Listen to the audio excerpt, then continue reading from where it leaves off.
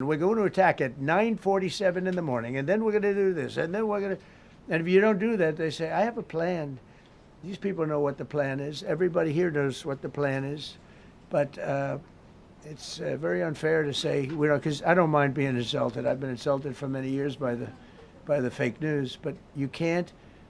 It's so bad for people that are so pro. You just saw two great, and John Ratcliffe, three unbelievable people. They have a plan. Every single thing has been thought out by all of us. But I can't reveal the plan to the media. So, but we're just thrilled by the success of this operation. Yes, please. Thank you, Mr. President. You've said Iranians would be mad if you stopped these attacks, but why would they want you to blow up their infrastructure, to cut off their power? Wouldn't that be punishing Iranians for the actions of the regime? They would be willing to, and it's suffering, they would be willing to suffer that in order to have freedom. The Iranians and we've had numerous intercepts. Please keep bombing. Bombs that are dropping near their homes. Please keep bombing. Do it. And these are people that are living where the bombs are exploding. And when we leave and we're not hitting those areas, they're saying, please come back, come back, come back. These are the people. I don't know what they do. All I can tell you is they want freedom. They have lived in a world that you know nothing about. It's a violent, horrible world where if you protest, you are shot. Remember the great woman protests where they had 400,000, 500,000 women, and they were all enthused and they were going to protest, and everybody said, oh, the regime's going to come to an end. And then all of a sudden, boom, boom, 5, 6 different areas. A woman would go down right between the eyes. They had snipers. They had 5 snipers. That's all it took. And those 400,000 or 500,000 women said, oh, my God, what's that? Oh, look over there. What's that? A woman shot right between the eyes. And after 5 or 6 of them go down, then you start hearing the purr through the vast number of people. And then they said, oh, my God, who would do that? And they're incredible people, but they've lived so horribly. They've lived so horribly. Iran was a great country if you go back 25 years ago or so. The Persian people, they're incredible, smart, brilliant, actually. And I know so many. I know coming from New York, originally, I know so many people from Iran. They're incredible people, incredible energy, and very, very brilliant people. But when you're standing in a group and protesting and you have a woman, in the case of a woman, remember the Great Woman March, everybody was saying, oh, this is the end of the country. And then snipers selectively picked. Every single one was shot right between the eyes from a long distance. They were on top of buildings. Nobody even knew where they were, where they're coming from. This wasn't like a machine gun, which is also very bad. They've done that too. They did that recently. This was snipers sitting on the top of buildings, aiming and hitting women. And when they see people go down, and all of a sudden there's a riot in the reverse direction, and they never came out again. And a lot of the news doesn't talk about that. They talk about, oh, women's rights. You want to see women's rights? You're not going to see it there. It's amazing when I see some of the stupid people like, AOC plus 3, all that group. They talk about, oh, freedom for Iran. They don't tell you the real facts. Women, men, gays. How about gays for Iran? They kill the gays. They throw them off buildings. So I wonder what's going on. I can only say this. They want us to keep bombing, even if it jeopardizes, because their life is in much greater danger.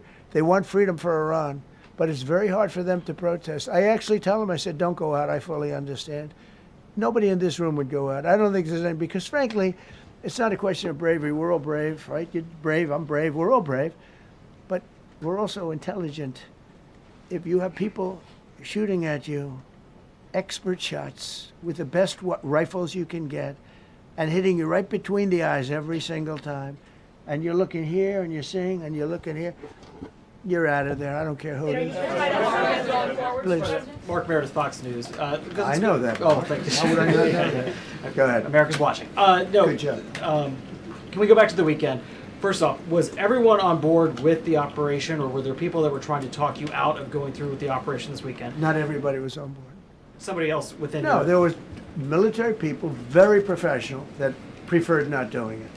These two were totally on board, which was very important. If they weren't, I would have had a little difficulty. But no, there were military people that said, you just don't do this.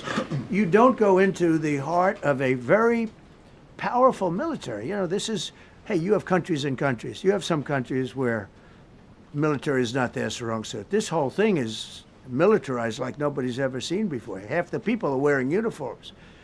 And we had people within the military. Usually it's not done. That's one of the reasons. You know, I was surprised. Somebody said it's the only time it's ever been done. I said, that's not possible. But it is possible. Because you're going into hundreds of thousands of soldiers along the path. I mean, look at some of the helicopters, how they got hit. So, yeah, there were people within the military that said it's a wise. And don't forget, how many men did you send altogether, approximately, for the operation? I'd love to keep that a secret. Okay, well, we are. But I will tell you, the number, I'll keep it a secret, but it was hundreds. And hundreds of these people, it's pretty good. Is he central casting? But hundreds of people went into this journey. Hundreds of people could have been killed. Forget about the equipment, a lot of equipment, nobody cares. Hundreds of people could have been killed. So we had people that were within the military that said this is not a wise, and I understood that, but I decided to do it. Was there a point that that you were thinking there's too much on the line, and somebody was saying maybe we abort this now and wait? I mean, given the resource, like the general said, it seemed like there was so much on the line here. You must have been thinking, well, this could have completely changed. So the next the 3 first years. one, which was in many ways as dangerous as the second, I guess it gets, because we're flying over daylight. You know, we're the best at the world at night. We have goggles that nobody. We have goggles. I've tried them. They're unbelievable. I see better with the goggles at night than I see without them during daylight. I mean, daylight today, we have a beautiful day. You see just as well with goggles. In many ways, it's enhanced. So we have the best in the world. So it's much safer for us to do it at night, whereas other people, no other country has that capability. They don't have that particular piece of equipment like we do. But when I was told flying and in daylight, I think we flew 7 hours over Iran, and that's a long time, over unbelievably hostile territory where they have nothing but weapons. We took out their anti-aircraft, which is great. We took out their radar, which is great. We took out a lot, but they still have, you know, what hit this one was a handheld shoulder missile, heat-seeking missile. So it's not like, you know, they're totally whatever. And they have probably a little luck, because you got to get lucky. But they shot it, and it got sucked in right by the engine. But these guys were out of there. They were great. Their timing was great. But no, I was told that this is a very dangerous mission. I understand. They didn't say it's a foolish mission. They said, you know, we're going to be sacrificing hundreds of people do this. This is, I mean, you have tankers that are flying over this area so that because the flight was so long, they had to refuel. It's a very dangerous mission. I just felt it was worth it. If you would have told me that we would have been successful, gotten both, and nobody was even essentially injured, I would have said that would be impossible. Yeah, please. Mr. President, thank you very much.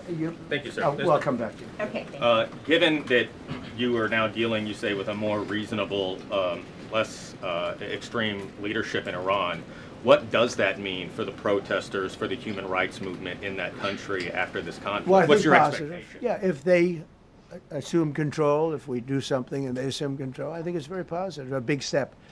I don't think you'd see the radicalization that you have seen in the last. Look what happened. I mean, women are being executed because they're not properly clothed, they say. They're not properly clothed, and they execute the women. They shoot them right on the street. No, you have a much different group of people. Now, I'm not saying we are dealing with them. Essentially, they have till 8 o'clock tomorrow night, Eastern time. But we are dealing with them. I think it's going well. Mr. Witkoff is here, and JD's involved in the dealing. Mr. Witkoff is sitting right here, and I think it's going fine, but we'll have to see. You have to understand, we've been dealing with these people for 47 years. I'm standing here with a much more powerful Iran as of a month ago, not anymore. Right now, they are decapitated. But I'm standing here a month ago with a much more powerful Iran than it was at any point during 47 years. This should have been handled by 7 presidents, a lot of presidents. And those presidents are saying now, every one of them to their friends, we should have done this a long time ago. So it's not something I like doing. It's very dangerous, and we're getting them at the height of their strength. If I didn't terminate the Barack Hussein Obama Iran nuclear deal, they would have had a, don't forget, that was a path to a nuclear weapon. Remember this. He chose Iran over Israel, pure and simple. How Israel can vote for a Democrat is if you're Jewish in New York City or any place else in this country, and how you can vote for a Democrat is unbelievable, because he chose Iran, a very hostile Iran. Remember when he filled up a 757 with cash, billions of dollars of cash, and he sent it over to them. Then they gave them tens of billions of dollars. He chose Iran over Israel and really the Arab world, if you look, because, you know, the other, Saudi Arabia, Qatar, UAE, I mean, you take a look. I mean, I can add Kuwait and I can add Bahrain, and you can add others. He chose such an unlikely candidate. Nobody could believe it. Frankly, if you're going to choose between Iraq and Iran, he should have befriended Iraq. He went in the exact opposite direction of all thinking, and he made a terrible mistake. But that was a road to a nuclear weapon. And when I terminated that, everyone said, oh, he terminated it. It was one of the best things we ever did, because he had a road to a nuclear weapon. And it was a very short-term deal. You know, countries don't do 10-year deals. Countries do hundreds of years. You don't do a 10-year deal. For a country, you need, this isn't, you're a landlord and you're renting a store on a certain street, and you give somebody a 5-year or a 10-year lease. This is a country. It was a short-term deal. It was ready to expire. I terminated it before it expired. It took a lot of heat, and it was one of the best things I ever did, because he would have had a nuclear weapon. Then he would have had another nuclear weapon, had those beautiful B-2 bombers not gone in 8 months ago and obliterated that site. And by the way, the word is obliteration. CNN said, well, maybe it wasn't complete. It was so complete that they still haven't been able to get it. It was obliteration. But if we didn't hit them, that was a courageous decision too, because we had all those planes flying in at night with very little cover, unbelievable stealth planes, and they were able to do their job. If we didn't do that, Iran would have had a nuclear weapon at a high level, either one of those two instances. And if they did, in my opinion, I told this to Bibi Netanyahu yesterday, Israel would have been extinguished. Large portions of the Middle East would have been extinguished, whether it's Saudi Arabia, Qatar, UAE, or others. And you saw that with thousands of missiles raining down upon them. They didn't think they were going to be hit. They thought they'd be watching us fight. And all of a sudden, UAE got hit by 1,500 missiles. He would have taken them out also. And they were powerful. If I didn't come along and terminate the Obama deal, which was terrible, the Iran nuclear deal was a road to a nuclear weapon, a big one, unlimited. Legally, I terminated it without even much thought. It was so easy. I terminated that, and then the B-2 bombers. And I did one other thing. I had killed Qasem Soleimani, who was an evil genius. And the reason I did it, I heard he was going to knock out 5 of our military bases. And had he lived, I believe we would be fighting perhaps a different Iran right now, because he's never been replaced, you know. And I did one other, but this one was not picked up. Osama bin Laden. If you read my book, I said you got to take him out 1 year before the World Trade Center came down. So I wish you'd read the book. But you, as a president, to be a good president, I believe you have to have good instincts. And a lot of this is instinct. Yeah, please. Thank you so much for taking my question today, Mr. President. Yeah, Mr. go ahead, President, please. last week you suggested that Europe should take the lead on reopening the Strait of Hormuz. Has circumstances changed now that you're issuing a direct 48-hour ultimatum? And secondly, would a new ceasefire include Israel, or would it just be between Iran and the I can't talk US? about ceasefire, but I can tell you that we have a active, willing participant on the other side. They would like to be able to make a deal. I can't say any more than that. But they'd like to do it. You've listed the goals. Excuse me. Please, go ahead. You've listed Thank the you, Mr. goals. President. Who you with? Who you with? My name is Dia Kurda. I'm with the largest Kurdish media outlet, Ruda Media Network. It's based in Iran. Go ahead. Mr. President, you said before that you don't want the Kurdish forces to enter Iran and be harmed. Do you still want them to stay away? Or what role do you expect them to play now? I'd rather have them stay away. And then, I'd rather have them stay away because I think they bring with them some problems and some difficulties. And I don't think they bring death, I mean, to themselves. But I'd rather have them stay away. Go ahead. Thank you, Mr. President, for the question. Deliberate attacks on civilian infrastructure violate the Geneva Conventions and Who you international with? law. Who you with? I'm with the New York Times. Zolan from the New York Times. Are you The failing. Are you concerned? Circulation way down at the New York Times. Are What's you going on with concerned it? that your threat to bomb power plants and bridges amount to No, war not at crimes? all. No, I'm not. I hope I don't have to do it. But again, I just said 47 years they've been negotiating with these people. They're great negotiators. And because they're not going to have a nuclear weapon. And if somebody that takes my place someday is weak and ineffective, which possibly that will happen because we had numerous presidents that were weak, ineffective, and afraid of Iran, we're never going to let Iran have a nuclear weapon.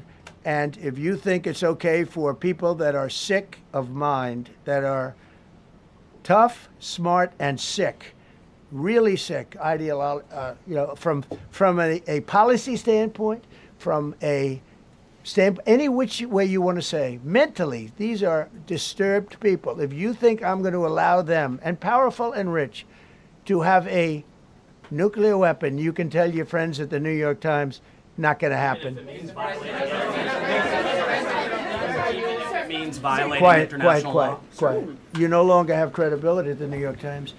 Because the New York Times said, oh, Trump won't win the election, and I won in a landslide. I won every swing state. New York Times said, oh, Trump won't win the election. New York Times has no credibility. The credibility they have is it used to be all the news that's fit to print. The old gray lady, it was great, but they're running on past fumes, and you can't keep doing that. You have to be able to give the correct news. And people like you, who I know, are fake. You're fake. Go ahead, please. Your messaging on the war has moved from the war is coming to an end to war going to be bombing Iran to the Stone Ages. Right. And we've heard a range of those Sure. kind of messages. So which is it? Are you winding this down Can't tell or you. are you escalating I can't tell it? you. I don't know. I can't tell you. Depends what they do. This is a critical period. They have a period of, till tomorrow at 8 o'clock. I gave them an extension. They asked for an extension of 7 days, right? I said, Steve, give them 10 days. 10 days is up actually today, so I gave them 11, I guess, indirectly. I thought it was inappropriate the day after Easter. I want to be a nice person. They have till tomorrow. Now, we'll see what happens. I can tell you they're negotiating, we think, in good faith. We're going to find out. We're getting the help of some incredible countries that want this to be ended because it affects them also. A lot of people are affected by this. But we're giving them till tomorrow, 8 o'clock Eastern time. And after that, they're going to have no bridges. They're going to have no power plants. Stone Ages, yeah. Stone Ages. CNN fake news. Are you willing to make a deal that does not include reopening the Strait of Hormuz, or is that now a top priority? I would say it's a very big priority because, see, that's one thing that's a little different than other things. We can bomb the hell out of them. We can knock them out for a loop. But to close the strait, all you need is one terrorist that somehow has a truck loaded with, because you can carry them in trucks, large trucks, a water mine, drop them in the water, and now you tell people that own ships that cost $1 billion to don't worry about the mine. You can do that even just by saying we put mines in the water. So it's not like the rest. We can knock out their military. We already have. We've knocked out their Navy. We've knocked out their Air Force completely. We've knocked out 158 ships in 3 days. We've knocked out even their mine droppers. They don't have any mine droppers anymore, but they put them on other boats, and they could drop them. I'm not even sure they have any mines there, by the way. I'm not sure. I'm personally, they say there might be 8. I don't know. I think there might be none. Because they're very good bullshit artists. That's why for 47 years they've been bullshitting other presidents, and they haven't done the job. And people are living in hell. You live in that country, they're living in hell. No, I think that 47 years of this stuff is long enough. They're at the weakest point they've ever been. They have no Navy, they have no Air Force, they have no anti-aircraft weaponry, they have no radar, they have no communication. In fact, the biggest problem we have in our negotiation is that they can't communicate. I said to Steve, what are they saying? Sir, they can't communicate. They have no method of communication. So we're communicating like they used to communicate 2,000 years ago with children, bringing a note back and forth. They have no communication. But all I want to see is I want to have a safe world, and you're not going to have a safe world. Israel will be gone, the Middle East will be gone, and then they're coming for Europe. And I have to tell you, I'm very disappointed in NATO, very. I think that NATO, I think it's a mark on NATO that will never disappear in my mind. You know, they're coming to see me on Wednesday, they're going to say, oh, we'll do this, we'll do that. Now they all of a sudden want to send things, you know. But they said it loud and clear at the beginning. When I spoke to UK of all, I would have said they would have been the first because they're the oldest. And I say, yeah, I'd love to have a little help. He said, no, sir, we'd rather wait till you win. I said, I don't need help after we win. They have 2 old broken aircraft carriers, barely work. I said, I guess we can use them. Who the hell knows? I called the general. He didn't even want them. He said, we don't really need them. We got the SS Abraham Lincoln, sir. We don't need them. You know, we have, in terms of technology, we had one day 101 missiles going at 2,700 miles an hour, aimed at the Abraham Lincoln. 101 missiles. Out of 101 missiles, 101 missiles were shot down. Unbelievable technology.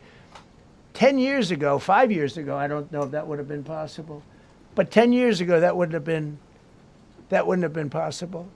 101 missiles heading to a ship that's not that far off the coast. And out of the 101 missiles, we shot down all 101. We have weaponry. The Patriots are unbelievable. We have weaponry that's unbelievable, yeah. Just to clarify. Go ahead, please. Yes. Thank you, Mr. President. You said earlier today during the egg roll that you would like to take Iran's oil, but Americans want U.S. forces home. Correct. What's that trade-off? If I had my Does choice, it take too yeah, much time? because I'm a businessman first. With Venezuela, as you know, the war was over in about 45 minutes. And we have great people running Venezuela, very good people. I mean, the relationship is good. And we are a partner with Venezuela. And we've taken hundreds of millions of barrels, hundreds of millions. Over 100 million barrels already is in Houston, refined and out. And paid for that war many, many times over, many times over. You know, the old days, to the victim. Okay, you know that. To the winner belong the spoils. Everything I was doing, we didn't know anything about it. Well, if I would have told them, they would have leaked it, and we wouldn't have been nearly as successful, possibly, right? But to the victor belong the spoils. So we haven't heard that in, I think, maybe hundreds of years. Now with Venezuela, and we, just so you understand, the people of Venezuela, they say if I ran for president of Venezuela, I'm polling higher than anybody has ever polled in Venezuela. So after I'm finished with this, I can go to Venezuela. I will quickly learn Spanish. It won't take too long. I'm good at language. And I will go to Venezuela. I'm going to run for president. But we're very happy with the president-elect that we have right now. The people that are running it. If you remember Bush with Iraq, they fired the generals, they fired the police, they fired the people that worked in their equivalent of the White House. They fired everybody. And you know what they had? They had a mess. And you know what happened? ISIS formed. Those generals and those soldiers got together, the police got together, they all got together, they formed ISIS. Not going to happen with us. So Venezuela has been an incredible situation. We went in, we were very successful, military power like nobody's ever seen. The general, Venezuelan general said, I was on that site. I said, I've never seen ferocity like that. I've been doing this for 40 years. He said, I've never seen it. They hit us from 17 different, they were all set. They saw that big, beautiful aircraft carrier, the Ford in that case, and planes were pouring off it at 1 o'clock in the morning. So typically when you see that late at night, you know, you could be in trouble, right? And we were all ready. They had their equipment, it was Russian, and they had Chinese equipment. It was all set. They were going to give us a fight. He said, and then they came, and they came at speeds like we've never seen. And they came at 17 different angles. The general and his people, that was a lot of angles. They hit him from every angle. He said, we knew it was over in 3 minutes. We were waiting for them. Their equipment didn't work. And there's a reason it didn't work. Someday we'll explain that to people. They pressed the button, nothing happened. They pressed it again and again, nothing happened. And he said, we knew this whole thing was over in 3 minutes. We've never seen any, he used the word ferocity. The ferocity of these planes from 17 different angles, and it was over. They went inside. And remember, that was on a military base with thousands of soldiers. And those soldiers looked and they said, get the hell out of here. Thousands. We didn't have thousands. We had like 200 people. So we have a great military. And I'll tell you what, somehow this rescue captured the world's attention, more so than normally. You're talking about 2 people. But this rescue captured the world's attention. But we did it in Venezuela. That was amazing. And now we have a very bad man in prison and going to trial. I mean, he released, aside from the drugs, which he was terrible, Maduro released hundreds of thousands of people from jails into our country. Drug dealers, murderers, the worst people in the world were released into our country because we had a stupid president who probably didn't know, and we had a border czar who never went to the border and never once called our great Border Patrol agents, right? Not once, Kamala. She never called the Border Patrol. She never said, how we doing? I used to call the Border Patrol guys every day. You can ask them, Paul, ask any one of them. Brandon, ask them all the time, how are we doing? How are we doing? And we now, I'm proud to say, have a totally sealed border. 9 months, nobody is coming through our border. And nobody even tries because they know they're not going to get through. So we don't have caravans anymore. So maybe 1 or 2 more and we'll be done. Mr. President, are you allowed to, or are you willing to end this conflict with Iran charging tolls for passage through the strait? Us charging tolls? Iran. What about us charging tolls? Is that something you're considering? I'd rather do that than let them have them, right? Why shouldn't we? We're the winner. We won, okay? They are militarily defeated. The only thing they have is the psychology of, oh, we're going to drop a couple of mines in the water, all right? No, we have a concept where we'll charge tolls, okay? I thought you meant us. Your question would have been more accurate if you said us. Go ahead. So just to clarify, in order for Iran to successfully meet your deadline tomorrow, do they have to make a deal, open the strait, or both? We have to have a deal that's acceptable to me. And part of that deal is going to be, we want free traffic of oil and everything else. Mr. President, thank you very much. You've said glory be to God in this conflict. Do you believe that God supports the United States' actions in this war? I do, because And God have you is sought his good, direction? because God is good, and God wants to see people taken care of. God doesn't like what's happening. I don't like what's happening. Everyone says, I don't enjoy this. I don't enjoy it. These 2 guys don't enjoy it. You know, people say, oh boy, they're so tough. I don't like seeing people killed. I've ended 8 wars Nobody's ever done it. The person who won the Nobel Prize came to me and said, "You deserve the Nobel Prize." She announced that. When they announced, they said, "Goes to Maria. She's a great person, really a good person." She said, "No, no, no. This is ridiculous. They gave me the Nobel Prize. President Trump ended 8 wars. I could go over every one of them, including India and Pakistan, where the Prime Minister of Pakistan said President Trump saved from 30 to 50 million lives." That makes me much happier than what we're doing right now. That makes me much happier. We have one more to end, by the way. Okay. President, you called yesterday in your Truth Social, you called the Iranians crazy bastards. True. What is your response to critics who say that I don't care about critics. What is your response to critics who say that it is your mental health that should perhaps be examined as this war continues? I haven't heard that. But if that's the case, you're going to have more people like me, because our country was being ripped off on trade, on everything, for many years until I came along. So if that's the case, you're going to have more people. Dasha, go ahead. Dasha, go. You said that very little is off limits in Iran as far as targeting, Yeah. including power plants, bridges, you've mentioned those. Very little is off limits. Are there certain kinds of civilian targets, though? I'm thinking schools I don't want to or tell you hospitals that. you I don't want would to say tell is you off- that. We have a plan, because of the power of our military, where every bridge in Iran will be decimated by 12 o'clock tomorrow night, where every power plant in Iran will be out of business, burning, exploding, and never to be used again. I mean, complete demolition by 12 o'clock. And it'll happen over a period of 4 hours if we wanted to. We don't want that to happen. We may even get involved with helping them rebuild their nation. And you know what? If that's the case, the last thing we want to do is start with power plants, which are among the most expensive thing, and bridges. You saw the bridge. The bridge went. We were very close to a deal. And then I got a call from Mr. Witkoff, Mr. Kushner, and JD saying, "I think they're breaking the deal."